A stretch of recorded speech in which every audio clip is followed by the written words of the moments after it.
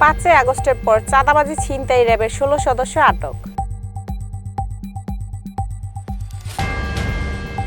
বিজয় দিবসের সংবর্ধনা অনুষ্ঠানে বেগম খালেদা জিয়া আমন্ত্রিত।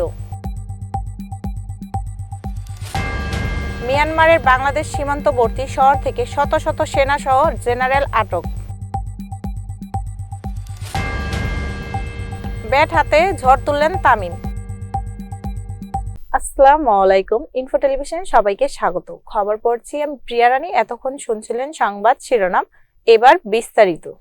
5 আগস্টের পর বিভিন্ন অপরাধের সঙ্গে জড়িত থাকার অভিযোগে র্যাবের 16 সদস্যকে আটক করা হয়েছে বলে জানিয়েছেন র্যাবের মহাপরিচালক অতিরিক্ত আইজিপি একেএম শহীদুর রহমান।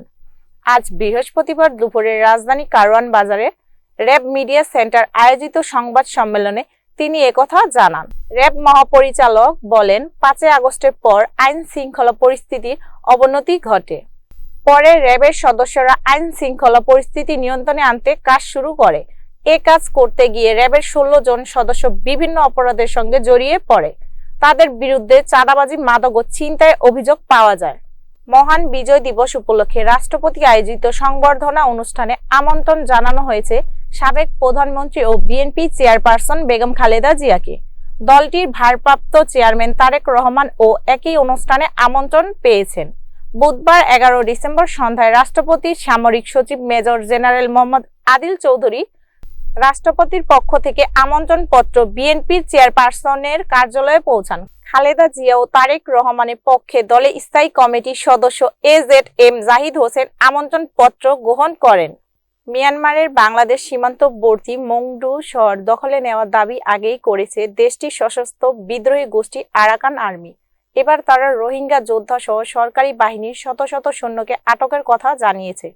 আটককৃতদের মধ্যে মিয়ানমারের সামরিক বাহিনী কুখ্যাত ব্রিগেডিয়ার জেনারেল থুইরেন তনুও রয়েছেন বলে জানিয়েছেন আরাকান আর্মি। বুধবার 11 ডিসেম্বর এক প্রতিবেদনে এ তথ্য জানিয়েছেন মিয়ানমারের সংবাদ মাধ্যম ইরাবতী। প্রায় 7 মাস পর গতকাল বুধবার এনসিএল টি20 টুর্নামেন্ট দিয়ে মাঠের ক্রিকেটে ফিরেছিলেন তামিম ইকবাল। তবে সাবেক বাংলাদেশ অধিনায়কের ফেরাটা মোটেও সুখকর ছিল না।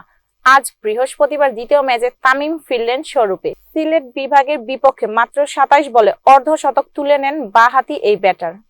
এতক্ষণ ইনফো টেলিভিশনের সাথে থাকার জন্য ধন্যবাদ। আমাদের সকল নিউজ দেখার জন্য www.infotvbd.com অথবা আমাদের ফেসবুক পেজ ও ইউটিউব চ্যানেল ভিজিট করুন।